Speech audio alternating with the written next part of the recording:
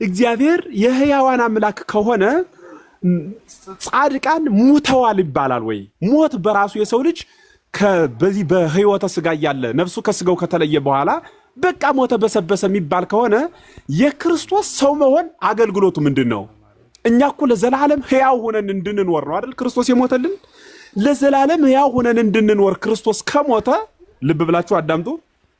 ለዘላለም ሕያው ሆነን እንድንኖር ክርስቶስ ከሞተ ግልጽ ነው ሐሳቤ። ክርስቶስ ከሞተ ሕያዋን ከሆን የምንነጠቀው ነገር አለ ወይ? ለምሳሌ በግዘፈ ስጋ ያሉ በምድር ያሉ ያማልዳሉ ብለን ከተቀበልናቸው ሲሞቱ ማማለዱ ቆሟል ካል ደግሞ ቅዱሳን ናቸው ብለን ካመን እንደገና ቅዱሳን ሲሆኑ በምድር በነበሩበት ሰዓት የሚያማልዱ ሰዎች ከፍ ወዳለው ክብር ወደ ክርስቶስ ሲያድጉ የማማለድ ክብራቸው ይነጠቃል ወይ? ጥያቄ ነው ለፕሮቴስታንቱ ዓለም። ገብቷችኋል? ሐሳቤ ግልጽ ነው።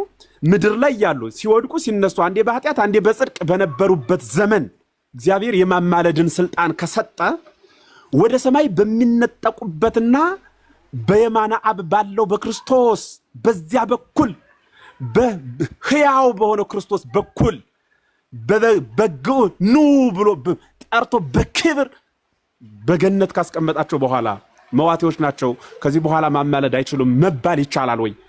ሰው ቅዱሳን ሲሞቱ ነፍሳቸው ከስጋቸው ሲለይ ወደ በለጠው ወደሚበልጠው ክብር ነው ያደጉት ወይስ ደግሞ ወደሚያንሰው ጉስቁልና ነው የወረዱት? ወዴት ነው ያደጉ? ወዴት ነው ያደጉት? ወደ መብሰል፣ ወደ ከፍታ፣ ወደ ሁሉን አዋቂነት፣ ወደ መቀደስ ነው የወጡት ነው ወይስ ወደ ድንቁርና፣ ወደ ጉስቁልና፣ ወደ አላዋቂነት ነው የወረዱት? ይሄን መመለስ የሚችል ፕሮቴስታንት ካለ ወደ ኋላው ገብታችሁ ብታስረዱኝ በጣም ደስ ይለኛል። አለ ወይ? ምንድነው የሆኑት ያለ? አንድ ሁለተኛ መላእክትስ ቅዱሳን ስለሞቱ አልናቸው። የማይሞቱት መላእክትስ ያማልዳሉ? የማይሞቱት መላእክት ያማልዳሉ ወይ? ጊዮርጊስን እመቤታችንን ስለሞቱ ነፍሳቸው ከስጋቸው ስለተለየ ብላችሁናል። ሚካኤልና ገብርኤልስ ነፍሳቸው ከስጋቸው ተለይተዋልን? ነፍስስ ስጋ አላቸውን? ሙተዋል? አይ አልሞቱም። እሺ ካልሞቱ ያማልዳሉ? አዎ ያማልዳሉ ነው መቼም መልሳችሁ። በእርግጠኝነት አያማልዱም እነሱ ካላችሁኝ ሰው በሕይወተ ስጋ ቆሞ ያማልዳል ካላችሁ መልአክ በመላክነቱ አያማልድም ወይ? መላእክት ያስታራቁበት ታሪክ ብዙ ነው። ለምሳሌ አካላዊ ቃል ኢየሱስ ክርስቶስን ከሰዎች ልጅ ጋር ይኩነኒ በመተለው ቃል አካላዊ ቃል ስግው እንዲሆን ሰው እንዲሆን ድንግል ይኩነኒ ብላ እንድትቀበል መሐል ላይ የነበረው አማላጅ መልአኩ ቅዱስ ገብርኤል ነው። ይሄን ታውቃላችሁ? መልአኩ ቅዱስ ገብርኤል እኮ ሽምግልና ተልኮ መጥቷል እኮ ከአብ ዘንድ። የአብ የባሕሪ ልጁ አንድያ ልጁ እንዲሁ አምልቶ አስፍቶ ተናግሮት ነው እንዲሁ በመጽሐፉ ትንሹ ተጽፎልን ነው እንጂ ስግው ሊሆን ነው እና ምን ትያለሽ ብሎ እኮ መጥቶ ገብርኤል ጠይቋታል። አታስታውሱ? ከሶስቱ ቅዱስ አንዱ ቅዱስ ከሷ እንደሚወለድ እኮ አብስሯታል አይደል? ያንን ቃል ሲያበስራት እኮ አይ እንዴት ይሄ ይሆናል ስትለው የሚሆነው በግብረ መንፈስ ቅዱስ ነው። እኔም አንቺም የምናውቀው አይደለም እኮ ነው ነገሩ አይደል? ይህ መንፈስ ቅዱስ ስራ ነው ማለቱ እኔ የምናገረው አንቺም የምታብራሪው አይደለም። ይህ የተሰወረ ምስጢር ነው፣ በቃል የሚገለጽ በአንደበት የሚተነተን አይደለም ማለት ይህ መንፈስ ቅዱስ ነው ማለት የሰው አይደለም ከሰውም አይደለም ብሎ መናገሩ ነው። ይህንን ቃል ቅዱስ ገብርኤል ሲነግራት ድንግል ማርያም ይኩነኒ በከመ ትቤለኒ አለችው። እንዳልኸኝ ይሁንልኝ ይደረግልኝ አለችው። ያኔ ወንድ ከሴት ጋር ባደረ ጊዜ ጽንስ እንደሚጸነስ ሁሉ አካላዊ ቃል ኢየሱስ ክርስቶስ አካላዊ ቃል ስግው ሆነ ማለት ነው። ሰው ሆነ ማለት ነው። ለምን? በገብርኤል ንግግር በድንግል አምና በመቀበሏ ማለት ነው። በአምላክ ሰው መሆን ውስጥና በሰው አምላክ መሆን ውስጥ መልአኩ ቅዱስ ገብርኤል ቆሞ መካከለኛ ሆኖ ነበረ። በመካከለኝነት ቃልን ሲያስተላልፍ ነበር እያልኳችሁ ነው። አዲያ እንዲህ ከሆነ ልብ ብላችሁ አዳምጡኝ። እንዲህ ከሆነ አካላዊ ቃል ኢየሱስ ክርስቶስ ለመጸነሱ ማዕከላዊ ቆሞ የነበረው መልአኩ ከነበረ አንድ በብሉይ ኪዳን መልአኩ ቅዱስ ገብርኤል፣ መልአኩ ቅዱስ ሚካኤል፣ ሌሎቹም መላእክት በሰውና በእግዚአብሔር መካከል ሲያስታርቁ የነበረ እኔ በእግዚአብሔር ፊት የምቆመው እንዴ! አረ ምንድን ነው ያልኳችሁ? እኔ በእግዚአብሔር ፊት የምቆመው አለ። በእግዚአብሔር ፊት የምቆመው ማለት ምን ማለት ነው? የእግዚአብሔር ፊቱና የእግዚአብሔር ፊቱ እና የሚካኤል አካሉ አንድ ላይ የሚቆም ሆኖ እኮ አይደለም። የሚካኤል አካሉ ከእግዚአብሔር ፊት አንጻር ምንድነው? ምን ብላችሁ ተጠሩታላችሁ? እና እንግዲህ በእግዚአብሔር ፊት የምቆመው ማለት ምን ማለት ነው? በእግዚአብሔር ፊት ለማማለድ ለመዓትም ለምህረትም የምታዘዘው የምቆመው እኔ ነኝ ማለት ነው። የምቆመው ከእግዚአብሔር ፊት የሚቆም የእግዚአብሔር ባለሟል ከሆነ ደግሞ ትእዛዘ እግዚአብሔርን፣ ቃለ እግዚአብሔርን፣ ሐሳበ እግዚአብሔርን የሚያደርስ ነው ማለት ነው። ማን ከተባለ መልአኩ ቅዱስ ገብርኤል፣ መልአኩ ቅዱስ ሚካኤል፣ መላእክት በጠቅላላ እንደዚህ እንደሚያማልዱ በመካከል እንደሚቆሙ ብሉያትንም ሐዲሳትንም ብንጠቅስ በብዙ የመጽሐፍ ክፍል እናገኛለን። በጣም ጥሩ። መላእክት የሚያማልዱ ከሆነ ሰው ደግሞ ነፍሱ ከስጋው ሲለይ አያማልድም የምትሉኝ ከሆነ የሚካኤልንና የነፍስን ተፈጥሮ አንድነቱና ልዩነቱን የሚያስረዳኝ ማን ነው? የት ሀገር ያለ ምሁር ነው የሚያስረዳኝ? የሚካኤልንና የነፍስን ተፈጥሮ። ሚካኤል ነባቢ ነው፣ ተናጋሪ ነው፣ ልባዊ ነው፣ ልብ ያደርጋል፣ ሕያው ነው፣ ይኖራል። ከዚህ ውጭ ሌላ መገለጫ ባህሪ የለውም። ነፍስም ነባቢት ናት፣ ትናገራለች፣ ሕያዊት ናት፣ ትኖራለች፣ ልባዊት ናት፣ ልብ ታደርጋለች። መላእክትንና ነፍስን አንድነታቸውና ልዩነታቸው የሚያስረዳኝ ማን ነው? የመላእክትንና የነፍስን ስነ ተፈጥሮ አመጣጥ ህልውና ሊያስረዳኝ የሚችል ከፍጥረታት ወገን ማን ነው? ማን ነው?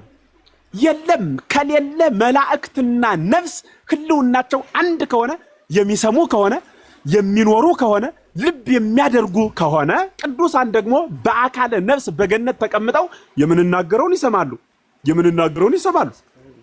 የምንናገረውን የሚሰሙ ከሆነ በአካለ ነፍስ መላእክት የሚኖሩ ከሆነ ማነው? የሰው ልጆች በአካለ ነፍስ የሚኖሩ ከሆነ የቅዱሳን ምልጃ የማይቆም ዘላለማዊ ነው ማለት ነው። የማይቆም ዘላለማዊ ነው። በርካታ የመጽሐፍት ክፍሎችን መመልከት እንችላለን። የቅዱሳን ምልጃን በተመለከተ መጽሐፍት ተባብረው በብዙ ጽፈዋል። ምን ማለት ነው ካላችሁኝ፣ ለምሳሌ ዮሐንስ በራእዩ ምዕራፍ 6 ቁጥር 9 እስከ 10 ስታነቡ በሰማይ ያሉ ሰማዕታት አለ ወደ እግዚአብሔር ሲጮሁ ይታያሉ አለ። ወደ ማን ሲጮሁ? ወደ እግዚአብሔር ሲጮሁ ይታያሉ። ወደ እግዚአብሔር ሲጮሁ ይታያሉ፣ ይናገራሉ ማለት ነው። ወደ እግዚአብሔር ይጮሃሉ። በሌላ በኩል መጽሐፍ ቅዱስ ስታነቡ ነውየና አላዛርን በምትመለከቱበት ጊዜ፣ አብርሃምን በምትመለከቱበት ጊዜ በአብርሃም እቅፍ ያለው አላዛር ነውየ እባክህን ከሱ ውሃ እንዲሰጠኝ ንገርልኝ እየተባባሉ ሲያወሩ እንሰማቸዋለን። ያወሩ የት ሀገር ነው ከተባለ በአካለ ነፍስ ነው።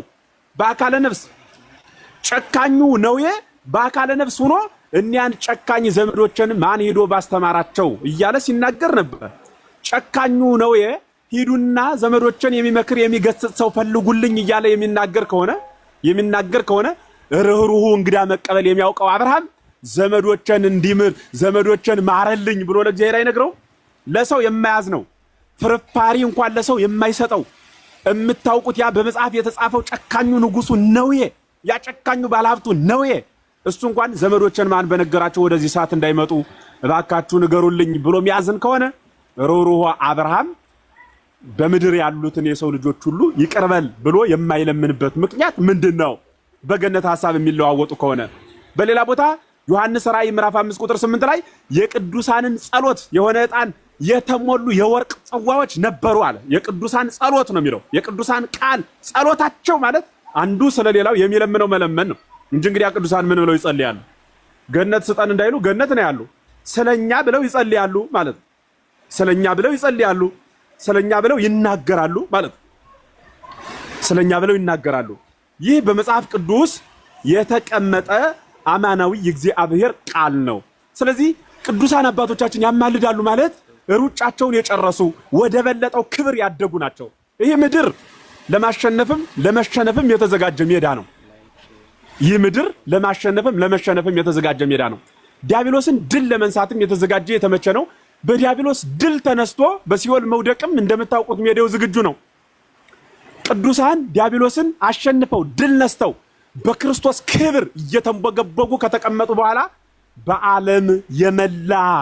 በዓለም የመላ ምህረት የሚሰጣቸው በዓለም ሁሉ የሚሰለጥኑ ከእግዚአብሔር አንጻር እኮ ይቺ ዓለም ይቺ ምድር እኮ ኢምንት ናት። ስለዚህ ለቅዱሳኑ ያን ጸጋ ሰጧቸዋል።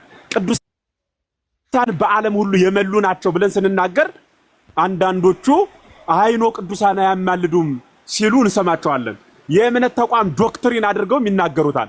አንዱ ስለሌላው መጸለይ እግዚአብሔር የሕያዋን አምላክ ነው ብሎ መጽሐፍ ስለነገረን ነፍሳት በጠቅላላ ደግሞ መዋቲዎች ስላልሆኑ ሕያዋን ስለሆኑ በገነት ስላሉ ስለ ሰው ልጆች ነፍስ ይጨነቃሉ፣ ስለ ሰው ልጆች ነፍስ ይማልዳሉ ማለት ነው። የመጨረሻ ሐሳቤ ቅዱሳን እኮ ከኛ ርቀው እግዚአብሔር የሆነ ወይ ሰማይ ውስጥ የሆነ ቦታ አይደለም የሸጎጣቸው፣ እስር ቤትም አይደለም ያገባቸው፣ ያስቀመጣቸው እኮ መሬት ላይ ነው። የቅዱሳን ነፍስ እኮ ያሉት ምድር ላይ ነው።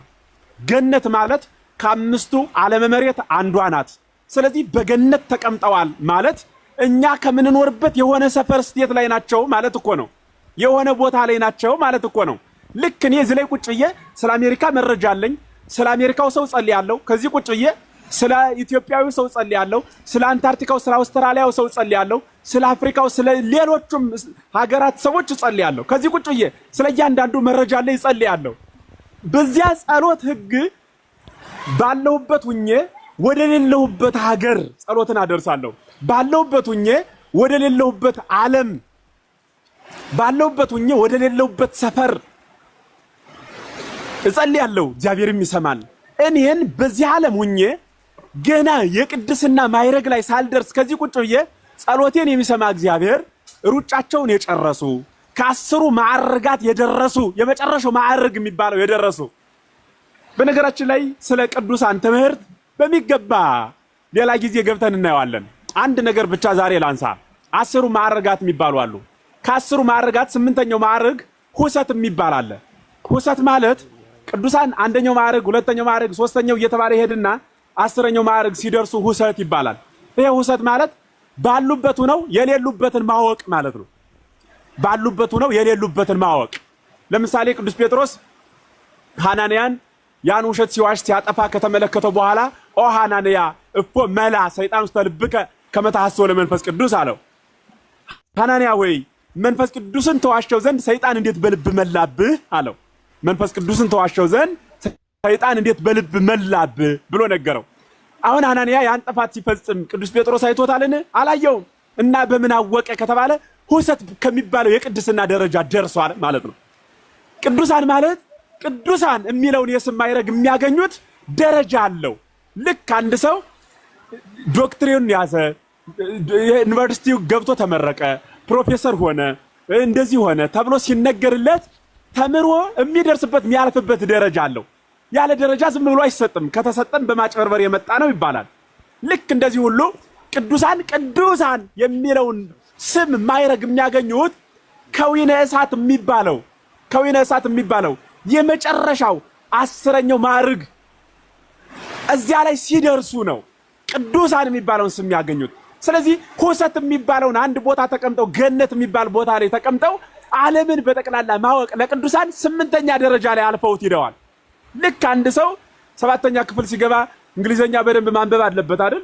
ምክንያቱም እስከ 7ኛ ክፍል ነው አማርኛ የሚኖረው። ከዚያ በኋላ ምን የለም። ከ7ኛ ክፍል በኋላ ምን የለም። አማርኛ የሚባል መጽሐፉ በራሱ ይጠፋል አይደል? እንግሊዘኛ ይሆናል ማለት እንግሊዘኛ ይሆናል። ስለዚህ ልክ ያንን ከዚያ በኋላ ዩኒቨርሲቲ ከገባ በኋላ እንግሊዝ ቢያነብ አይገርምም አይደል? አለማንበቡ ነው እንዲያውም የሚያበሳቸው። አለማንበቡ እንትን ይላል አይደል? እንዴት ዩኒቨርሲቲ ገብቶ እንግሊዘኛ አላልተናገረ እንዴት አላነበበም ብለን እንሳለቅበታለን እንጂ እዚያ ውስጥ ገብቶ በማንበቡ አንገረምም። የዩኒቨርሲቲ መምህር ሆኖ እንግሊዝ ስላነበበ አይገርመንም። ልክ እንደዚህ ሁሉ 10ኛው ማዕረግ ላይ ደርሰው ባሉበት ሆነው የሌሉበትን ዓለም ስላወቁ ቅዱሳን አይገርመንም። ለምን ካላችሁ 8ኛ ክፍል ላይ አልፈውታል። 8ኛው የቅዱሳን ደረጃ ላይ አልፈውታል። ሁሰት የሚባለው ደርሰዋል። ባሉበት ሆነው የሌሉበትን ዓለም መቃኘት የሚችሉበት ደረጃ ለቅዱሳን ተሰጥቷል ማለት ነው። ስለዚህ ነገረ ቅዱሳን የሚባለው፣ ሐሳበ ቅዱሳን የሚባለው፣ ክብረ ቅዱሳን የሚባለው፣ ሕይወተ ቅዱሳን የሚባለው እግዚአብሔር በልዩ ክብር ከዚህ ዓለም መርጦ በቅድስና በንጽህና አጊጠው ቢያገኛቸው ነፍሳቸውን ከስጋቸው በክብር ለይቶ ስጋቸው በመቃብር ሲያርፍ ቃል ኪዳን ገብቶላቸው ነፍሳቸውን ደግሞ በገነት አኖረዋል። የተረገመው ሰይጣን በሲኦል ታስሮ ዓለምን የሚቆጣጠር ከሆነ በገሃነም ተዘግቶበት ዓለምን የሚቆጣጠር ከሆነ የተመረቁት ቅዱሳን ገነት ላይ ተቀምጠው ሳይታሰሩ ዓለምን ተቆጣጠሩ ቢባል ምን ይገርማል? ሰይጣን አሳተኝ የሚል ከሆነ ሰው ቤቱን ቆልፎ ቅዱሳን ረዱኝ ማለት እንዴት ደከመው? እንዴት ደከመው? ሰይጣን አሳተኝ ብሎ በታሰረ ሰይጣን በአዲስ ኪዳን በሞቱ ሞትን ክርስቶስ የገደለለት በቀራንዮ ሞትን ራሱ ክርስቶስ ገድሎታል አይደል? ሞትን ራሱ በሞቱ ለሞት ደምሰሶ ይላል። በሞቱ ሞትን ደምስቶ ገድሎታል። ሞት የተባለ ዲያብሎስ ነው። የሞተው ዲያብሎስ ገሃነም ተዘግቶበት የገሃነም ቁልፍ ሳይፈታ ርዝራዡን ወደ ምድር ልኮ ዓለምን የሚያውክ ከሆነ ያልሞቱት ቅዱሳን ከክርስቶስ ጋር ሆነው ዲያብሎስ ብቻውን ዓለምን የሚያንቀጠቅጥ ከሆነ ያልሞቱት ቅዱሳን ከክርስቶስ ጋር ሆነው በአካለ ነፍስ ዓለምን ረዱ ቢባል ምን ይገርማል? ምንስ ይደንቃል? ይገርማልን? ይገርማል ወይ? ሲቀጥል ቅዱሳን ማለት ምን ማለት ነው? የመጨረሻ ንግግሬ ነው። ቅዱሳን ማለት ምን ማለት ነው? ቅዱሳን የሚለውን ስም እኮ ያገኙት እነሱ በክርስቶስ ክርስቶስ ደግሞ በእነሱ ሲኖር ነው። አንድ ቅዱስ አማለደ ሲባል እንዴት ይገርማቸዋል? ምኑ ስለ ክርክርነት ያስነሳል? ለምን ካላችሁኝ እነሱ በክርስቶስ ነው የሚኖሩት፣ ክርስቶስ ደግሞ በእነርሱ ነው የሚኖረው። እነርሱ በማን አልኳችሁ? በክርስቶስ ክርስቶስ ደግሞ በማን? በእነርሱ ነው የሚኖረው። በእነርሱ ድንጋይ ገጥማችሁበት ባትሪ ቢበራ ትገረማላችሁ? ባትሪ ሞልታችሁ ስልካችሁ ቢሰራ ትገረማላችሁ? ቀፎ እኮ ብቻውን አይደለም የሚሰራ፣ በውስጡ ድንጋይ አለው። ባትሪው እኮ ዝም ብሎ አይደለም የሚበራ፣ ድንጋይ አለው። ስልኩ ዝም ብሎ አይደለም የሚሰራ፣ ቻርጅ ተደርጓል። እኒህ ቅዱሳን ገነት ላይ ተቀምጠው ዓለምን በቅድስና ይረዳሉ ስንል ዝም ብለን አይደለም። ድንጋይ የተባለ ክርስቶስ በውስጣቸው አለ። ቻርጅ ሆነዋል። በክርስቶስ ሙቀት ተዋህደዋል። ክርስቶስ ከነርሱ ጋር እነርሱም ከክርስቶስ ጋር ነው የሚኖሩት። ክርስቶስ ከነርሱ ጋር እነርሱም ከክርስቶስ ጋር ነው የሚኖሩት። ስለሆነም ቅዱሳን ያልናቸው ሰው ብቻ ያላልናቸው ቅዱሳን ያልናቸው በክርስቶስ የሚኖሩ ክርስቶስ ደግሞ በእነርሱ የሚኖር ማለት ነው። ክርስቶስ ደግሞ በእነርሱ የሚኖር ማለት ነው። እነርሱ በክርስቶስ ክርስቶስ ደግሞ በእነርሱ የሚኖር። ከክርስቶስ የተለየ ቅዱስ አንለውም። ከክርስቶስ የተለየ ቅዱስ አንለውም። ከክርስቶስ ጋር ያልተዋሃደ ቅዱስ አንለውም። ከክርስቶስ ጋር ከሆኑ ቅዱስ እንላቸዋለን። ከክርስቶስ ጋር የሆነ ሁሉ ደግሞ ዓለምን ያያል። ብቻውን የሆነ ዲያብሎስ ዓለምን ካየ ማለት ነው። ስለሆነም ቅዱሳን ከክርስቶስ ጋር የሚኖሩ ክርስቶስ በእነርሱ የሚኖር ክርስቶስን እንደ ባትሪ ድንጋይ በልባቸው ውስጥ ያደረጉ ከክርስቶስ ቅዱስ ሥጋና ክቡር ደም ጋር የተዋሃዱ ክርስቶስን መስለው በክርስቶስ ክርስቶሳውያን የተባሉ እኒህ ቅዱሳን ናቸው። ምልጃቸው ለዘላለም ያግዘናል ማለት ነው። ምልጃቸው ያግዘን፣ ቸርነታቸው ይጠብቀን፣ በረከታቸው ይድረሰን። በምልጃቸው አምነን ጸንተን እንድንኖር የቅዱሳን አምላክ ሁላችንም ያበርታን። ስለዚህ ከኔ ጋር ዝናብ በጣም እየጨመረ መጣና ክፍል 2 ቀጣይ በሚኖረን ቀን እናየዋለን። ያስተማረን የመከረን የገሰጸን የአበው አምላክ ወልደ አብ ወልደ ማርያም ኢየሱስ ክርስቶስ ስሙ ይክበር ይመስገን። ወስብሐት ለእግዚአብሔር። ቃሌት ያሰማልን መምህር፣ እግዚአብሔር ይስጥልን። ጥያቄና መልስ ይኖራል። ዝናብ ካለ ዝናቡ ትንሽ ያስቸግራል። ምናልባት እስከሚባራ ድረስ እስኪ ይቀጥልና ጠያቂ መኖርና ለመኖሩ በራሱ ሌላ ጥያቄ ስለሆነ እንቀጥልና በጣም ማያደማምጥ ከሆነ እንትን እንለዋለን።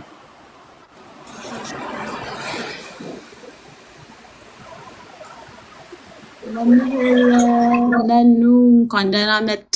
ስማ ከሩት አነዘ ክርስቶስ አዲስ ማይ ስዊት ሃርት እንኳን ደህና መጣችሁ።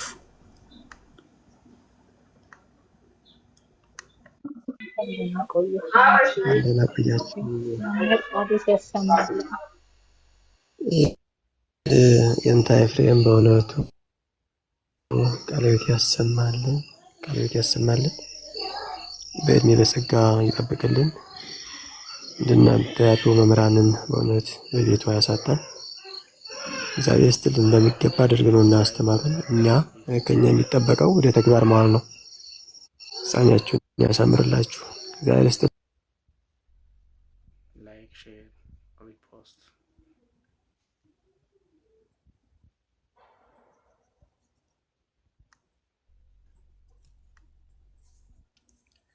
መምህር ገብረ ማርያም እንዴት ነህ? ቤቱን ትመራው ከቻልክ ኔትወርክ እያወረደክ ነበር።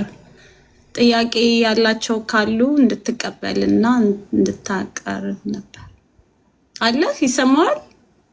ገብረ ማርያም እኔ ያለው ግን መምህር አትበይኝ፣ ያው ተማሪ ነኝ። ያው ትንሽ ኔትወርክ ይይዘኛል ግን አለው መምህርም አሉ እኮ። አይ እንትን ቤቱን ጥያቄ የሚጠይቁትን ሰዎች እንድትቀበላቸውና እንድትመራ ነበር። ኮሆስታችን ስለሌለ ዛሬ ዶክተር እንትን ካልክ ከቻልክ ጥያቄ አሁን በተማርነው ውስጥ ብቻ ሌላ ጥያቄ አይቻልም። ዛሬ የተማርነውን ብቻ ነው። አንድ ቁጥር የጻፋችሁ የምትጠይቁ ሰዎች ካላችሁ ግቡ። ላይ ካሉት ከአዲስ ውጭ መጠየቅ ትችላለህ። በቃ እኔ ሚዩት አደርጋለሁ።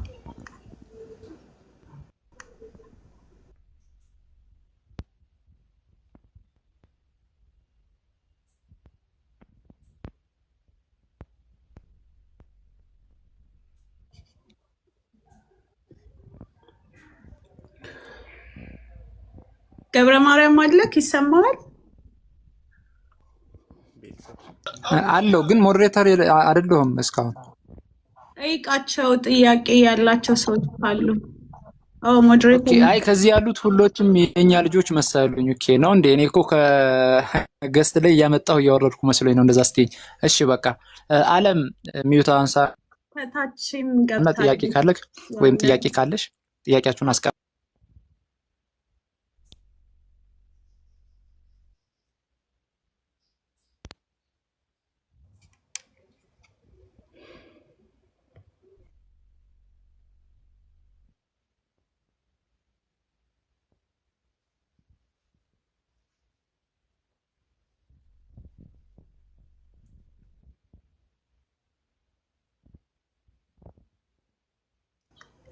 እሺ ወርዳለች። ስምከ እንዴት ነህ? እንኳን ደህና መጣህ። ጥያቄ አለክ?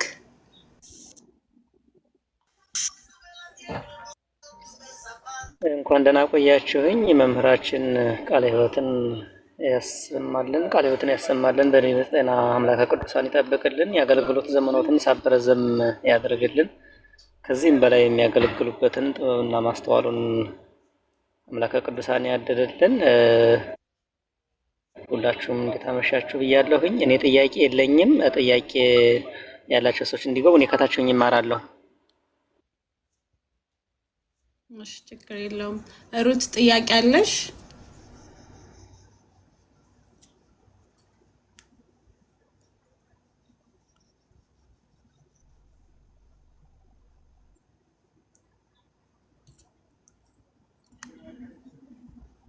እሺ ማይክል ጥያቄ አለኝ ብለህ ነው የገባኸው። ማይክህን አንስተህ ጠይቅ። እሺ ሰላም፣ እንዴት ናችሁ? መምህር ቃለ ሕይወት ያሰማልን። የኔ ጥያቄ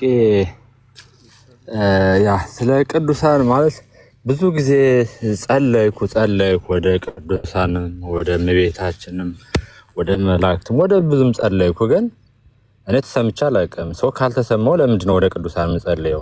ኢብን ወደ ፈጣሪ ጸልየን አልሰማም። እና እማልሰማ ከሆነ ፈጣሪ ጸልዩ ሰማችኋለሁ፣ ጠይቁ ሰጣችኋለሁ ይላል። እና ካልሰጠኝ መጸለየውን የምጠይቀውን ካልሰጠኝ ለምንድን ነው የምጸልየው? እና እስኪ መምህር ቢመልሱልኝ ደስ ይለኛል። ቴንኪው በጣም ሰማለሁ። የኔ ድምጽ ደህና ነው አሁን? አዎ ይሰማል። በጣም ግሩም ጥሩ ጥያቄ ነው ወንድም አለም ያነሳው። እግዚአብሔር ስለምነው ይሰማኛል፣ ቅዱሳንን ግን ስለምናቸው አልሰሙኝም ቢሆን ኑሮ ጥያቄ እሱ ነበረ አስቸጋሪ የሚሆነው፣ መልስ ለመስጠትም ትንሽ ጊዜ ይፈጅ ነበረ። አንተ ግን ራሱ እግዚአብሔርም አልሰመኝም ቅዱሳንም አልሰሙኝም ልመናዬ ተሰምቶ አያውቅም ለምን የሚል ጥያቄ ነው ያነሳውና የሚገርምህ የአንተን ጥያቄ ከዚህ በፊት በብሉይ ኪዳን የነበሩ ሰዎች ጠይቀዋል፣ በአዲስ ኪዳንም ብዙ ሰው ጠይቋል ይሄን ጥያቄ። በመጽሐፈ ኢሳይያስ ምዕራፍ 47 ላይ ስታነበው ጌታን ይከሱታል እስራኤላውያን። ጮኸነ ግን አልሰማህንም፣ ወደ አንተ አመለከትን። ብዙ ቀን ልብሳችን ቀደድን፣ አመድ ነሰነስን፣ ቲባ ለበስን። ነገር ግን እንደ ፈረስ ቢሉ ተለጉመን፣ እንደ አህያ ቢሉ ተጭነን በፓርስና በባቢሎን ቀደምም ሲል በግብጽ ተገዛን፣ ተመራን። ማንነታችን ጠፋ፣ ስም አጠራራችን ተሰረዘ፣ ደስታችን ተነጠቅን። ለምን አትሰማንም ያሉ ጮኸው ነበረ፣ ጥያቄ ጠይቀው ነበረ። እና ጌታ የሚገርምህ ወዲያው አልመለሰላቸው። በታሪክ አቀማመጥ በጽሁፍ ደረጃ ሌላ ቦታ የተጻፈውን ጽሁፍ ትንሽ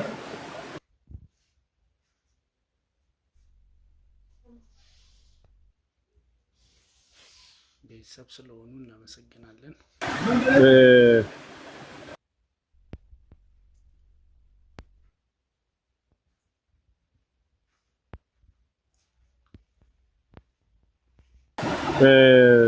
አሁን ደህና ነው? ደህና ነው ወይ?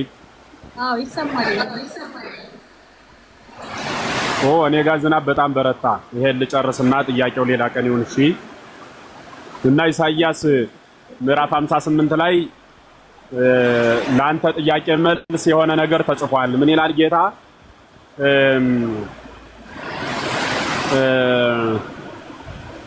የለመናችሁትን ልመና የተናገራችሁትን ንግግር ያልሰማኋችሁ የሚሰማ ስላልሆነ ነው። በልባችሁ ቂምና ተንኮል ይዛችሁ የደህዋን ቤት የምትመዘብሩ፣ እግዚአብሔርን የማታውቁ፣ ጣዖት የምታመልኩ፣ በራሳችሁ ዓለም የምትሮጡ፣ ሕግ የማትጠብቁ ስርዓት አፍራሾች ናችሁ እናንተ። ስለዚህ ስርዓት አፍራሽነታችሁ፣ ስለ ሕግ ጣሽነታችሁ የምትናገሩት ንግግር ከልባችሁ አይደለም። በዚህ ምክንያት አልሰማችሁም ይላል እግዚአብሔር። አሁንም እንድሰማችሁ ተመለሱ ይላል። እና ያቀረብነው ጸሎት በሁለት አይነት በሶስት አይነት ምክንያት እግዚአብሔር ላይ መልስልን ይችላል። አንደኛ የምንጠይቀው ጥያቄ ለኛ የሚጠቅም ነው ወይ? አንተ ያስከው ሕፃን የታቀፈው ሕፃን ብዙ ነገር ይለምናል። አንተ ግን የለመነን ሁሉ አሰጠው። በእጅህ አይጥ መርዝ ይዘህ ከሆነም ያን ይፈልጋል። ወተት ይዘህም ከሆነ ይፈልጋል። ሕፃን ወደ አፉ ለማድረስ ምንም ነገር ብትሰጠው ይፈልጋል። አንተ ግን አትሰጠውም፣ የሚጠቅመውን ነው የምትሰጠው። እና እግዚአብሔር የምንለምነው ነገር ሁሉ ለኛ የማይጠቅመን ከሆነ የሚጠቅመንን በመስጠት የማይጠቅመንን ከኛ ያርቃል። ሀብት ስጠይ ብለው የማይሰጥህ ሀብቱን ቢሰጥህ ለጊዜው ለ30 ዓመት 40 ዓመት በምድር ተደስተህበት ኋላ ገሃነም የምትገባበት ከሆነ ሀብት አጠቃቀሙን የማታውቅበት ከሆነ እግዚአብሔር አይሰጥም። ያረምም ከመዘ ይግሰም እንደማይሰማ ዝም ይላል። ያጎነድ ከመዘ ይግሁብ እንደማይሰጥ ያዘገያል። ጥያቄያችን ያልተስተካከለ ከሆነ ዝም ይላል እግዚአብሔር። እንደ አብርሃም ሀብት ሲሰጥህ አብርሃም ሀብት ሲሰጠው አሳላፊ ነው የሆነው፣ አስተናጋጅ ማለት ነው። ሀብቱ ከሱ ያርፋል፣ ግን ያስተናግደዋል፣ ለሌላው ይሰጠዋል። እንደዚያም የማትጠቀምበት ከሆነ አይሰጥም ማለት ነው። ትዳር ካልሰጠኝ ብለን ለምን ነው እግዚአብሔር ትዳር የማይሰጠን? ትዳሩን ይዘነው ማናውቅበት ከሆነ በትዳሩ የምንዘሙትበት የምንቀልድበት ከሆነ እግዚአብሔር አይሰጥም። ለሕፃን የማይገባ ወረቀት በስርዓት የተጻፈ ደብዳቤ ለሕፃን አይሰጥም። እንዳይቀደው እንዲያውም ሕፃናት ከማይደርሱበት ቦታ ይቀመጥ የሚባሉ መድኃኒቶች አሉ። ለምን? ሕፃናት ያገኙትን ወደ አፋቸው ስለሚልኩ። እኛ ምንመኘው ሁሉ መዓት ነው። ያየነው ሁሉ የኛ ቢሆን ደስ ይለናል። ምንም ነገር ለምን ፎቁ ለኔ ያልሆነም ነው የምንለው። ሁሉ ሰው ሀብታም እንዲሆን እንፈልጋለን። እግዚአብሔር ደግሞ ይሄንን ሁሉ ዝም ይላል ማለት ነው። እንደማይሰማ ነግረነው ያረምም ከመዘ ይግሰም እንደማይሰማ ዝም ይላል እየነገር ነው። የምንጠይቀው ጥያቄ በእግዚአብሔር ፊት እኛንን የሚያስጎዳ ከሆነ በወንጌልም ተናግሯል እኮ ሁለት አይን ኑሮህ ገነት ከማን ነው ገሃነም ከምትገባ አንድ አይን ኑሮህ ገነት ብትገባ ይላል። ይሄ ማለት ሀብታም ኑሮህ ገሃነም ከምትገባ ዳው ገነት ብትገባ ይሻላል። አንዳንዴ ሀብት የሲኦል ፈረስ ነው። ለአንዳንድ ሰዎች እያጋለበ ወስዶ ሲኦል ውስጥ ይከታል። ለዚህ መድኃኒቱ እግዚአብሔር አይሰጥም። አንዱ ይሄ ነው። ሁለተኛው የምንጸልየው ጸሎት ስጋዊ ብቻ ከሆነ እግዚአብሔር ዝም ይላል። ሰው ስለ ነፍሱ የማይጸልይ፣ ስለ ነፍሱ የማይናገር፣ ስለ ነፍሱ የማያመለክት፣ ስለ ነፍሱ እግዚአብሔርን የማይጠይቅ በርካታ ሰው ስለ ስጋው ግን ብዙ ነገር የሚል ሰው አለ አይደል? ገጥሟችሁ ያውቅም?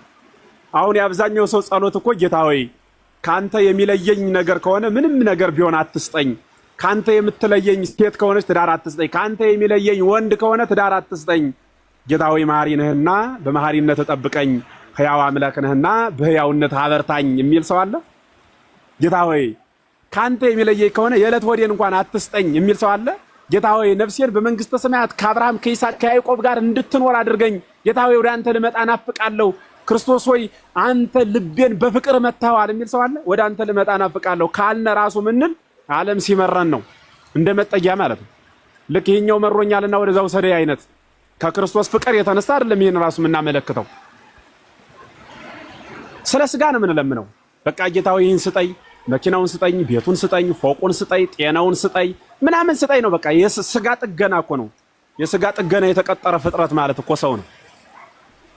በቃ ይሄ አይነት ልመና ከሆነ እግዚአብሔር ስጋዊ ነገር ሲሆን ዝም ይላል። ሰው ወደ ነፍሱ አስቦ እስኪዛወር ድረስ ዝም ይላል እግዚአብሔር ማለት ነው። አንድ ሌላው ጸሎቱ ለመስተቀይም ከመዘር ዘወድቀ ማይከለ አስዋክ ይላል። ሌላው እግዚአብሔር የማይሰማበት ትልቁ ምስጢር ይሄ ነው። የቂመኛ ሰው ጸሎቱ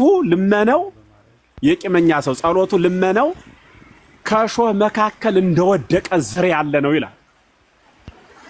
ከሾህ መካከል የወደቀ ዘር እንደምታውቁት መብቀሉን ይበቅላል፣ ግን አያድግም። ለምን ቢሉ ወጠበቆሶክ ሾሁ አንቆ ይዘዋል ፍሬ እንዳያፈራ። ልክ እንደዚህ ሁሉ አንዳንዴ እኛ ምን ጸልየው ጸሎት ከቂም ርቀን ነው ወይ? አሁን ጸሎት ስትጸልይ አቡነ ዘበሰማያት ይትቀደስ ስምከ ትምጻእ መንግስትከ ወይኩን ፈቃድከ በከመ በሰማይ ከማሁ በምድር እነና ሲሳየነ ዘለለ ዕለተነ ሀበነ ዮም ህድግ ለነ እንለዋለን። አበሳነ ወየጋየነ እንለዋለን። አቤቱ ጌታ ሆይ በደልና ኃጢአታችንን ይቅር በለን ከመንነኒ ንህድግ ለዛበሰለነ እኛም የበደሉንን ሰዎች ይቅር እንድንል እንለዋለን። አይ እንዴው አይገርማችሁም? በደላችንን ይቅር በለን እንለዋለን። እንዴት ካልህን እንለዋለን። እኛም የበደሉንን ይቅር ስለምንል እንለዋለን። እንዲያልነ ግን ከአምስት ሰው 10 ሰው ጋር ቂም ተያይዘናል። ወደ መቃብር ነው መሸኝህ እንላለን። አናትህን ነው መፈጠፍጥህ እንላለን። አላውቅልህም እንላለን። እንዲያል ቂምን ሞልተን ይዘን በኮረጆ ደግሞ ከእግዚአብሔር ቤት እንሄድና ደግሞ ስማን እንለዋለን። እኛ አብረው ያሉ ወገኖቻችንን መስማት ካቃተን ከኛ ወገን የሌሉ ሰዎች እኛን አይሰሙንም ማለት ነው። ስለዚህ ባጭሩ ምን እያልህ ነው ካላችሁኝ እግዚአብሔር እንዲሰማን እኛ አጠገብ ያሉትን መስማትና ከበቀልና ከቂም የራቀ ልብ ያስፈልጋል ማለት ነው። የተዘጋጀ ልብ ኑሮን ከጠራ ነው ትናንት አብርሃምን የሰማ ትናንት ይስሐቅን የሰማ ትናንት ያዕቆብን የሰማ ትናንት ዲቦራ፣ አስቴር፣ ራሔል፣ ልያን የሰማ ትናንት አዳምን የሰማ ትናንት ቅዱስ ዮሐንስ አፈወርቅ፣ ቅዱስ አትናቴዎስን የሰማ ቅዱስ ቄርሎስን የሰማ እግዚአብሔር ዛሬም ጦረታ ባለመውጣት ከኛ ጋር አለ። ያልሰማን የሚሰማ ነገር ስለሌለን እንጂ የማይሰማ አምላክ ስለሆነ አይደለም። እግዚአብሔር ይስጥልን።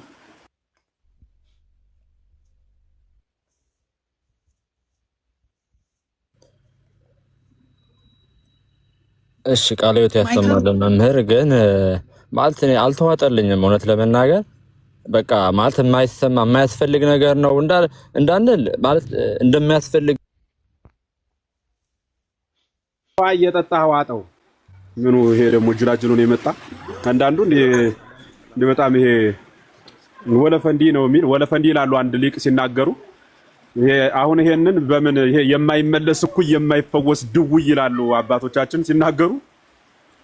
የማይመለስ እኩይ ማለት ይሄ ክፉ ሰው ምንም ቢሉት አይመለስም። የማይፈወስ ድውይ ማለት ደግሞ መቃብር የሚቀድመው ሰው ምንም ቢያስታምሙት አይድንም ማለት ነው። አሁን ይሄን ምን ትሉታላችሁ? አሁን ይሄን የሚገርማችሁ ኔትወርክ ቤት ውስጥ ስለሚያስቸግር ዝናብ ሲጥል ዝናብ ላይ ቆሜ ጥላ ዘርግቼ ነው የምናገረው ማለት ነውና በዚህ መካከል በዚህ ልክ ሰው እየደከመ ሰው እንዲሆን ማለት ነው እንደ ሰው ሐሳብ እየነገርሁት ይሄ ምንም ሃይማኖት አልበው ይሄ እንደ ጌታ እኮ አንዳንዴ የሚገርማችሁ እንደያመጣጣቸው ነበር የሚመልስላቸው። ጌታ ራሱ እንደዚህ አንዳንዴ ሲያበሳጩት እናንተ ግብዞች ይላቸው ነበር። እናንተ ምንድነው የሚላቸው የነበረ የማትሰሙት ይላቸዋል። እና ለክፋት ነበር የሚመጡት። አንዲት ሴት ዘው መጣው ሊወግሯት እኮ አይደለም። በርግጥ ቢወግሯትም ችግር የለባቸውም። አመጣው እነሱ ጌታን ለመውገር ነው የመጡት። አመጡና እንዴት እናርጋት አሉት። ውገሯት ብሎ ቢናገር ትናንት አትውገሩ እያልክ አላስተማርህም፣ ቃልህ ተቀየረ፣ ስለዚህ ውሸታም ነው ሎቱ ስብሐት ምስጋና ይድረሰውና ብለው ለመውገር እንዲመቻቸው እንዳትወግሯት ብሎ ቢጠይቅ ቢመልስላቸው ደግሞ እንዳትወግሯት ብሎ ቢመልስላቸው የሙሴን ሕግ ሻረ፣ ሙሴ ከዘሞተች ውገሩ ይላል፣ ኑ ሙሴ የሙሴን ሕግ ሽሯልና እንውገረው ሊሉ ነው ማለት ነው። እንዲህ ተመካክረው መጣው ምን እናርጋት ሲሉት ዛልቦ ኃጢአት ምን የክሙ ላይ ገራ በእብን አላቸው። ከናንተ መካከል ኃጢአት የሌለበት ይውገራት አላቸው ማለት ነውና በቃ ግራ ሊያጋቡት ነው የመጡ። ግራ አጋብቶ ሰደዳቸው። ሌላም ጊዜ በጣም እንዲህ ግራ ሊያጋቡት ሲመጡ አንዴ ሳንቲም እዛው መጣው ሲጠይቁት ታስታውሳላችሁ። ለማን እንስጠው ሳንቲም ሲሉት ለእግዚአብሔር ደግሞ የቄሳሩ ለቄሳር አላቸው። ሳንቲሙ አንድ ነው እንግዲህ መሰንጠቅ አይችሉም። አንዱን ሳንቲም ለንጉሱም ለእግዚአብሔርም ስጡ አላቸው ማለት ነው። ሌላም ጊዜ የዮሐንስ ጥምቀት ከሰማይ ነው ከምድር የሚል ጥያቄ ጠይቆ አስመልሷቸዋል። እንደ ክፋት እንደያመጣጣቸው ነው የሚመልስላቸውና እንዲህ አይነቱን ሰው ሶስት አይነት መልስ ይሰጠዋል። ሶስት አይነት ጥያቄ አለ። ምን አይነት ጥያቄ ከተባለ ለክፋት የሚጠይቅ ሰው አለ። እስኪ ምን ይሉ ይሆን ብሎ የሚጠይቅ፣ ሊያውቅ ደግሞ አላውቅ ሆኖ የሚረዳ ብሎ የሚጠይቅ ሰው አለ። ለማረጋገጥ የሚጠይቅ ሰው አለ። እየተጠራጠረ ውስጡ ላረጋግጥ እስኪ ብሎ የሚጠይቅ ሰው አለ። እና እንዲህ አይነቱ አሁን ኑሮ እንደዚህ አሁን ይህን ጥያቄ ያነሳው ሰው መጃጃል ይባላል። አሁን ይሄ በጣም ግልጽ የሆነ ብሉያት ሐዲሳትን ጠቅሰን የእግዚአብሔርን ሐሳብ ነግሬው፣ አንደኛ ቂምና ተንኮል እንዳለብህ ውስጥህን አጥረው፣ በሁለተኛ ደረጃ ምትለምነው ልመናህ ላንተ የማይጠቅም ስለሆነ ይሆናል እግዚአብሔር የከለከለ፣ በሶስተኛ በአራተኛ ብዬ በርካታ ነጥቦችን አንስቼ ጊዜ ፈጅተን ተነጋግረናል። ይሄንን ሁሉ ሐሳብ ስንሰጥ ቆይተን ሲያደምጥ መጨረሻ ላይ ምን አደረገ? እንዲህ አልተዋጠልኝም አለ እና ፈጠር የልንገርህ እንደ ከአይምሮዬ መጻሕፍት የተናገሩትን ነቢያት በትንቢታቸው ሐዋርያት በስብከታቸው ከገለጹት ውጭ ምን አምጥቼ ልንገርህ? እኔ የሰፈር ጋዜጣ አልነግርህ። እንግዲህ ለአንተ ሚስማማህን ደግሞ አልነግርህም። አንዳንድ ሰው ሚስማማው እንድትነግሩት ይፈልጋል። ሚስማማውን ማለት ለሆነ ግለሰብ እንዲስማማው ተብሎ የተሰራ መጽሐፍ ቅዱስ እኮ የለም። እውነት የሆነውን መዋጥ ነው እንጂ እንዲህ አይነት የተጃጃለ እኛንም ኃይለ ቃል እንድንናገር በሚዲያ አታስገድዱን። እሺ እሱን ነው ልልመወደው። በጥቅሉ ግን ጥያቄው ሌላው ሰው እንዲማር ስላደረገ አመስግነነዋል። አንዳንዴ ጅል ሰው ራሱ ይጀልና ሌላውን ግን ይቀድሳል። ባለቅኔው ቅኔ ሲያደርግ ምንድነው ይሁዳ አሰገብረንተ ያቢ ጾ በሚል ቅኔ ያለ በጣም በሰማሁት ቁጥር የሚገርመኝ አሃደ ህብስተ እስመ ለዓለም አቀረበ የሚል ቅኔ ያለ ወልደ እግዚአብሔር ኢየሱስ ክርስቶስ ወደ ኋላም አለው በአምስት ሺህ ሕዝብ በሁለት እንጀራና በአምስት እንጀራና በሁለት ዓሣ በዳቦ 5000 ሕዝብ ቀለበ ይላል ባለቅኔውና ይሁዳ ግን ከጌታ የሚበልጥ ታምር አደረገ አለ። ጌታ የቀለበ 5000 ሰው ነው፣ ለዛውም በ3 እንጀራ በዓሣ በምናምን ነው በብዛት ማለት። ይሁዳ ግን ከዚህ የሚበልጥ አደረገ አለ። ምን አድርጓል ትለኝ እንደው አለና አሃደ ህብስተ እስመ ለዓለም አቀረበ፣ አንድ ህብስት ክርስቶስን ለዓለም አቅርቦ በአንድ እንጀራ ዓለምን አጥግቧልና ነው። በአንድ እንጀራ ክርስቶስ ይሁዳ ስለሸጠው ጌታ የተሰቀለ ስለሚሰቀል ነው እንጂ ይሁዳ ስለሸጠው አይደለም። የቤተ ክርስቲያኗ ምስጢር የባለቅኔው ሐሳብ ግን ይሁዳ ከዚያ የሚበልጥ አደረገ ብሎ ይናገራል ማለት ነውና ምን ለማለት ነው የፈለኩት? አንዳንድ ሰው እሱ እየሞተ ይሁዳ እሱ እየሞተ ለኛ ትንሳኤን የሚያውጅ ክርስቶስን ምክንያት ሆኖ ለዓለም ድህነት የሚሆን ክርስቶስን ምክንያት ሆኖ ሽጧል። በሌላ በኩል ደግሞ ምንድነው አንዳንድ የሚሞቱ ሰዎች ህይወትን ይዘራሉ። የሚሞቱ ሰዎች በሰው ህይወትን ማለት ነው። ዲያብሎስ እሱ ራሱ ሞቷል፣ ሰውን ግን አምላክ አድርጓል። እችን ዕፀ በለስ ብላ ብሎ በማሳሳቱ ምክንያት የሰው ባህሪ አምላክ እንዲሆን አድርጎታል። ዲያብሎስ ለአዳም ዕጿን ባያሳይ፣ አዳም ደግሞ ዕጿን ባይበላ ኑሮ የሰው ባህሪ ሰው ሆኖ ነበር የሚቀር። አምላክነትን ገንዘብ አደረገ። አምላክነትን ገንዘብ ለማድረግ አስተው እየጠፉ ሰውን ወደ ላይ የሚያወጡ ሰዎች አሉ። እነሱ እየታሰሩ የሚያስፈቱ ማለት እንደ በክፋት ማለት በእውነት ሲሆን ጥሩ ነበር። ስለዚህ እሱን በሚገባ እንድትይዙ የሚል መልእክት ለማስተላለፍ ነው። አለው ያደክም አናጣምና አደከሙን አይደል? ሌላ ጥያቄ አለ? ለእውነት ኑር ሰላም፣ ለእውነት ኑር። አይ ቲንክ ጥያቄ ያለው መሰል ገብረ ማርያም አስገቢ ብሎኝ ነው ያስገባሁት። ሰላም ናችሁ? መምህር ቃለ ሕይወት ያሰማልን። እኔ እንኳን ተናግሬያለሁ ከዚህ በፊትም ዳኒ ካልነበርክ ምናልባት እኔ መዝሙር ያሬድ እያስተማረኝ ነውና ለመማር ነው እኔ ስታስገቡኝ የገባሁት የላኩም እነሱን ሳይመጥቼ ቁጭ አልኩኝ እንጂ ጥያቄ እንኳን የለኝም። አመሰግናለሁ።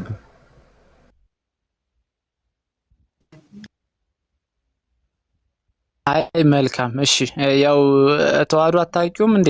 ኤርሚ እኮ ነው ኤርሚያስ። ያው ብዙ ጊዜ ይወዛገብ ነበርና ያው መዝሙርም ብዙ ጊዜ ገብቶ አስተምሮታል። ለዛ ብዬ ነው ዛሬም ባስተማረው ላይ ምናልባት ጥያቄ ካለክ ብዬ ነው ወንድሜ። አመሰግናለሁ። እሺ። አይ አላወኩትም። ሌላ ጥያቄ አላችሁ? ካላችሁ አንድ ቁጥር ጻፉና ገቡና ጠይቁ።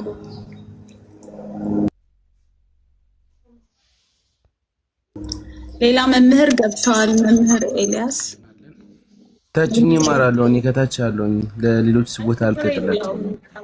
ይሄው ችግር የለውም ቦታ አለ።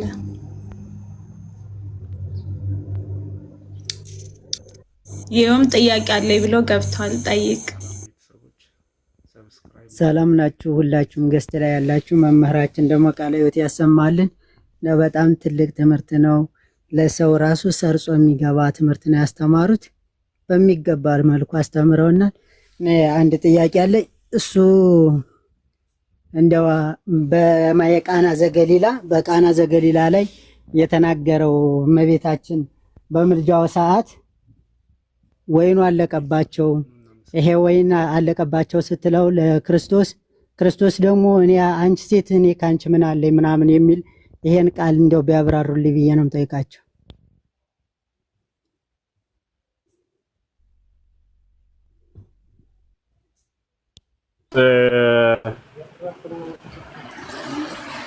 በቃና ዘገሊላ ከብካብ ኮነ ወሃለወት በየሙ ለግዚእነ ኢየሱስ ክርስቶስ የገሊላ ክፍል በምትሆን በቃና ሰርግ ተደረገ።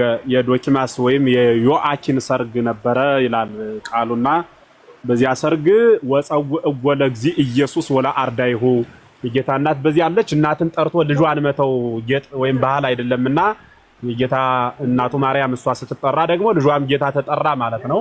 ጌታን ደግሞ ጠርቶ ተማሪዎቹን መተው መምህርን ጠርቶ ባህል ስላልሆነ ለእግዚእ ኢየሱስ ወላ አርዳይሁ ጌታንም ደቀ መዛሙርቱንም በዚያ ጠሯቸው ይላል። ከዚያ ከተጠራ በኋላ ድግሱ ወይኑ አለቀ ይላል እና ወይኑ ካለቀ በኋላ እመቤታችን ቅድስት ድንግል ማርያም ወይን እንደሌለ ለጌታ ነገረችው ማለት ነው። እና ብሲቶ ምን ትብየ ምስሌኪ ሴትዮ ካንቺ ጋር ምን አለኝ ሚል ቃል ተናገረ የሚለውን ቃል ብዙ መናፍቃን ብዙ ተመሳጥረውበታል፣ ብዙ ተጉዘውበታል። እጅጉን የሚያሳዝነው ሁኔታ ግን አንብባ ለመልእክት ምጥንታ እስከ ተፍጻሜታ ይላል መጽሐፍ። አንድ ሰው አንድ ጥያቄ ሲጠየቅ ወይም ሲጠይቅ ወይም አንድ መጽሐፍ ሲያነብ ከመጀመሪያው እስከ መጨረሻው ነው ማንበብ የሚገባው ማለት ነው። ይህ ቃል አሁን የተነሳው ምስጢር አንቺ ሴት የሚለው ድምጽ የክብር ድምጽ ነው። በመጽሐፍ ቅዱስ የትም ቦታ አንቺ ሴት የሚለው የክብር የማክበር ነው። ልክ ዘዬ ያለው አይደለ? እንደየቦታው እንደየሐሳቡ እንደየአካባቢው መልእክት አለው። ለምሳሌ አንቺ ሴት የሚል ይህ የተከበረ ስም ነው። ዮሐንስ በራእዩ የጻፈው በብሉይ ኪዳን ያሉ በሐዲስ ኪዳን ያሉ ስም የማክበር በእኛ ሀገር አሁን ይሄ ዋ ማለት ነውር የሆነበት አካባቢ አለ፣ ባህል የሆነበት አካባቢ አለ። ልክ እያንዳንዱ ነገር ልክ እንደ ቋንቋ በሀገራቸው ባህል ይህ ንግግር የክብር ንግግር ነው። የክብር ንግግር መሆኑ በምን ይታወቃል ቢሉ ጌታ እኮ እመቤታችን እንዲህ ባላት ጊዜ ከልጇ ጋር በቋንቋ ስለተግባባች ስላለቀ ምንድነው ያለቻቸው? ቀጥታ ሄዳ ጌታ ጋር ይህንን ካንቺ ጋር አላደርግልሽ ዘንድ ምን ምክንያት አለኝ? ልክ ለምሳሌ አጋንንት እኮ ጌታ ኢየሱስ ክርስቶስን ካንተ ጋር ምን አለን ብለውታል አይደል? ውጡ ሲላቸው ካንተ ጋር ምን አለን ማለት አንወጣም ብለን የምንናገርበት ምን ስልጣን አለን? ካንተ ጋር ምን አለኝ የሚለው ቃል በመጽሐፍ ቅዱስም በጣም በርካታ ቦታ የተጠቀሰ ነው እና መጽሐፍ ቅዱሳዊ ንግግር ይባላል። ትክክለኛ ንግግር መሆኑና እናትና ልጅ መግባባታቸው በምን ይታወቃል ቢሉ እንዲህ ይላል። የሚገርም ቀጥሎ አንድ የሚገርም ምስጢር ልንገር። ቀጥሎ ያላትን ምን መሰለ ያላት ማለት እመቤታችን ያለችው ቀጥላ ምንድነው ያለችው መሰለ? ወትቤሎ እሙ ለእለ ይትለአኩ ኩሎ ዘይቤለክሙ ግበሩ። አሳላፊውን ያን በሰርገኛ ወጥ ክፍል ምን ክፍል የሚባለውን ሚሯሯጠውን ጠላ ክፍል የሚባለው የጨነቀውን ምን አለቻቸው? የሚላችሁን አድርጉ አለቻቸው። ገብቷል? የሚላችሁን አድርጉ ኩሎ ዘይቤለክሙ ግበሩ ወትቤሎ እሙ ለእለ ይትለአኩ። ለሚላላኩት ሰዎች ለአገልጋዮች እመቤታችን እንዲህ አለቻቸው። ምን አለቻቸው? ኩሎ ዘይቤለክሙ ግበሩ፣ የሚላችሁን ነገር ሁሉ አድርጉ ብላ ተናገረች ማለት ነው። አሁን ይሄ ምስጢር ምን ማለት እንደሆነ ታውቃለህ? ከዚያ በኋላ ጌታ ምን አለ? እንደ ባህላቸው ምን አለ? እንደ ባህላቸው እንደ ወጋቸው 6 የድንጋይ ጋኖች እንዲመጡ እነዚያ ወደ ወይንነት እንዲቀየሩ ተደረገ ማለት ነው። ያን ነገር ባያደርገው ኑሮ ነው እመቤታችንን ጠይቃ ነበረ፣ ግን ይኸው ቀረ እኮ ሳይደረግ ተብሎ ለመሞገት የሚመቸ ነበረ። ዋናው ትልቁ ነገር ጥያቄዋ ፍሬ አፍርቷል እኮ። እሷ የፈለገች ወይን ነው። ጌታ አምላክ መሆኗን ልጇን ስለምታውቀው ወይኑ እኮ አለቀባቸው፣ ሰርጉ ታጎለ ብላ ተናገረች። የእናቱን ቃል ሰምቶ ወይኑን ቀየረው ነው። መልእክቱ ላይ ነው ዋናው፣ ሐሳቡ ላይ ነው መቀመጥ ያለበት የሰው ልጅ እንጂ ድርጊቱ ተፈጽሞ እየታየ ባይል ምልጃዋ ሄዳ ለጌታ ስትነግረው ጌታ ሐሳቧን ሰምቶ እየለወጠው እያዩ አይናቸውን በጨው አጥበው ዝም ብለው አይ የለም ዝም ብሎ አቃሏታል ማለት ግን አንቺ ሴት ከኔ ጋር ምን አለሽ ሚለው ድምጽ ማቃለል የሆነበት ሌላ የመጽሐፍ ቅዱስ ክፍል የለም። ክብር የሆነበት ግን ማአት መጥቀስ እንችላለን ማለት ነው። ግልጽ ነው ሐሳቤ? ተግባብተናል ይሆን? ግልጽ ነው አባታችን ክርስቶስን በሚገባኝ ነው የነገሩኝ። ያው አንዳንዴ ሌሎች የሚጠራጠሩም አሉ። ያው ግልጽ ያርጉልን በዛው። እኔም ደግሞ ላነጋገሬ እንደው ክርስቶስ እንግዲህ ይቅር ይበለኝና ገብቶኛል መልእክቱ እንደተፈጸመ። አዎ መልእክቱ ተፈጽሞላታል፣ ጠይቀዋለች፣ ተፈጽሟል። ከዛ ደግሞ የመግባቢያ ቋንቋ መሆኑን ደግሞ እነሱ እንደተግባቡ የሚያሳየን ደግሞ ከታች ያለው ቃል ግልጽ ነው። ጋኖቹን አምጡና ሙሉ ጋኖቹን አቅርቧቸው ብላለች እሷ ደግሞ። ስለዚህ እንደው አንዳንዴ ላነጋገሬ ይቅርታ፣ እግዚአብሔርም ይቅር እንዲለይ ያው እንዲብራራልኝ ነው የፈለኩት በአብዛኛው። አዎ እንደዚያ ነው። ግልጽ ከሆነልህ በጣም ጥሩ በርታ፣ አንብ። የበለጠ ደግሞ ቅዱስ ዮሐንስ አፈወርቅ ይህን ክፍል የተረጎመበትን በደንብ ስታየው በብዙ ምስጢር ተራቆበት ታገኘዋለህ። እሱ አገልግሎት ይሰጣል። እንደዚህ አድርግ። ኦኬ። ሌላ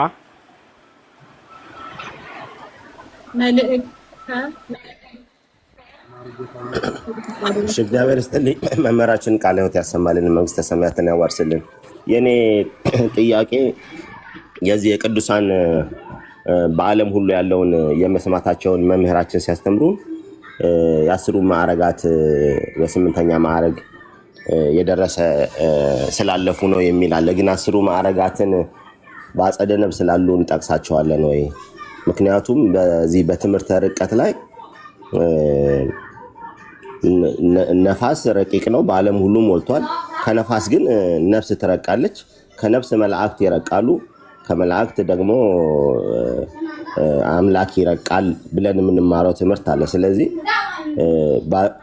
ነፍስ በአጸደ ነፍስ በመሆናቸው በርቀት ከነፋስ የበለጡ እስከ መሆናቸው ነፋስ እንኳን በዓለም ሁሉ ከሞላ ነፍስ በዓለም ሁሉ መገኘት አትችልም ብሎ ለማለት ስለማይቻል ብሎ ደግሞ የሚያስተምሩ አሉ። ስለዚህ የዚህ በሉቃስ ወንጌል የአልዓዛርና የነዌን ታሪክም ራሱ የኃጢአተኛው እንኳን በገነት አይቶት የማያውቀውን አብርሃምንም አልዓዛርንም እንዳያቸው እንደተገነዘባቸው በምድር ላሉት እንኳን እንደጸለየላቸው እየተጠቀሰ የምንማረው አለና የነፍስ ርቀት ከዓለም ግዝፈት በጣም የማይወዳደር ስለሆነ በነፍስ ረቂቅነት ቅዱሳን በዓለም ሁሉ በአንድ ጊዜ መገኘት የሚችሉ አይደለም ወይ የሚለውን ትምህርት እንዲያብራሩልኝ ስለፈለኩ ነው። ክብረት ይስጥልኝ። እግዚአብሔር ይስጥልኝ። መልካም ነው። አይ መርቀቅና ማወቅ ሁለቱ ይለያያል። ነፋስ ረቂቅ ስለሆነ አዋቂ ነው አንለው። ስለረቀቀ አወቀ ማለት አይደለም። ርቀትና ቅድስና ነፍስ እኮ የኃጢአተኛ ሰው ነፍስም ረቂቅ ናት። የፈርዖን ነፍስም ረቂቅ ናት። የሙሴ ነፍስም ረቂቅ ናት።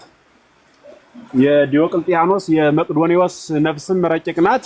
የአትናቴዎስ የቄርሎስ ነፍስም ረቂቅ ናት። ስለረቀቁ አወቁ ተብሎ አይነገርላቸውም። የዲያብሎስ ህልውናውም የረቂቅ አካል ህላዌ ብያኔ ነው የሚኖረው። የረቂቅ አካል ህላዌ ብያኔ ስለሆነ አነዋወሩ ግን ርቀቱን በረቂቅነት ህልውናው ዓለምን ይገዛ ያውቅ ዘንድ ስልጣን አለው ብለን አንናገርለትም። ነፍስን በተመለከተ 10 ማዕርጋት ባጸደ ነፍስ ይነገራል ወይ? አልፈውታል እኮ ነው። በደንብ አልሰማችሁኝ ካልሆነ በቀር አልፈውት ሂደዋል። ልክ አንድ ሰው ዶክተር ሲሆን አንደኛ ክፍል ሁለተኛው 12ኛ አልፎት እንደሆነ ያን ሁሉ ደረጃ የሄደው ቅዱሳንም አንድ ቦታ ሆነው ሌላን ሀገር ማወቅ ሌላን ነገር ማወቅ እንኳንስ በሰማይ ሄደው በክብር ከክርስቶስ ጋር ተቀምጠው በምድር በነበሩበት ዘመን በራሱ ያውቁታል። በምድር በነበሩበት በግዘፈ ስጋ ተቀምጠው በራሱ ያውቁታል ነው። ስለዚህ በግዘፈ ስጋ ሲያውቁት የነበሩትን ዓለም በረቂቁ ህልውናቸው ሲኖሩ የሚነጠቁ አይደሉም ነው። ከጸጋ ላይ ጸጋ ነው የተጨመረላቸው። ከጸጋ ላይ ጸጋ ነው፣ ከክብር ላይ ክብር ነው የተጨመረላቸው። ስለዚህ በምድር በግዘፈ ስጋ በሶስት ክንድ ከስንዝር ተወስነው በነበሩበት ዘመን የሚያውቁትን ዓለም ከክብር ላይ ክብር ተጨምሮላቸው በአጸደ ነፍስ ሲኖሩ ያ ክብር አይነጠቃቸውም። እንደገና ሌላ ክብር ይጨመርላቸዋል እንጂ ለማለት ነው ሐሳቡን የተጠቀምነው። ግልጽ ነው ወንድም አለ።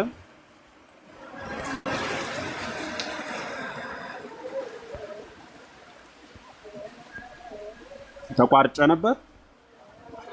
አይ አለው ይሰማሃል። ግልጽ ነው መምህር፣ እግዚአብሔር ይስጥልኝ። አይ ለመጥቀስ ማለት እኔ ያነጋገር ስህተት ነው እንጂ ያውቃሉ ለማለት አይደለም። መምህራችን እግዚአብሔር ይስጥልኝ።